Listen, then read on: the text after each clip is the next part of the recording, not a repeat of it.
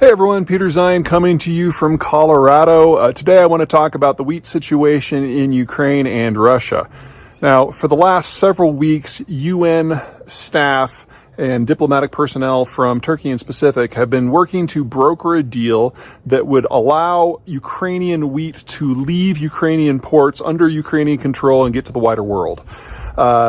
There's a lot of moving pieces here. For one, the Ukrainians have mined their own ports to inhibit the Russians' ability to launch amphibious assaults, so they have to guide the vessels through. And then, of course, the Russians are assaulting everything that moves and a lot of things that are not, so you have to get the Russians to agree to stop their assaults on the ports. Now, right now, the Ukrainians have about 18 million metric tons stored up in their silos at or adjacent to their ports. That's a lot that needs to move. That is in excess of half of a normal harvest for the country. On Monday, August 1, we got our first ship, the Razoni, to dock, to load up, and to leave for Lebanon. It's carrying 26,000 metric tons. So we need 700 more ships of this size if we're going to get that grain out. Unfortunately, the Ukrainian harvest starts in less than 45 days. So you're talking about needing to get a dozen or so vessels in there every single day. So far, we've had one. I don't have a lot of hope for this. And then the real problem, of course, is the harvest. Two problems.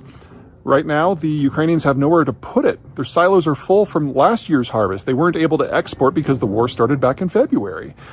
And second, even if the farmers were able to work their fields and not be molested by Russian troops, and remember, we've already had mass evacuations from eastern and southern Ukraine, the problem remains is that they can't get fuel into the country.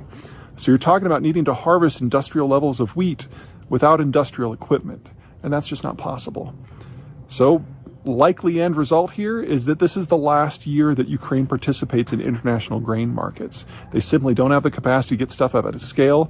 In fact, the only place that they might be able to ship stuff is by rail, and at most, with significant upgrades that have not yet been done, they can probably only ship about 1/5 of their normal produce out that way. The rail lines are just not designed for that kind of bulk cargo.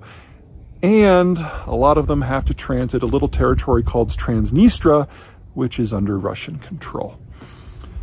You remove the world's fourth largest wheat exporter from the market, and you're going to look at cascading problems, not just with food prices and malnutrition, but civil conflict and breakdown, most notably in the Middle East. The last time we had a doubling of global wheat prices, we saw the Arab Spring back in 2011. What we're dealing with is an order of magnitude more complicated and deeper rooted. And to think that we're only going to have a doubling of prices is ridiculously optimistic. Now, in the United States, this isn't necessarily a disaster. You double the price of wheat, you actually only increase the cost of a loaf of bread by 25 cents. We don't subsidize food processing like, say, Egypt does. So here, it's a little uncomfortable. It'll probably be noticed, but it's not going to be a deal killer. Other parts of the world, not so much. All right, that's it from me. Until next time.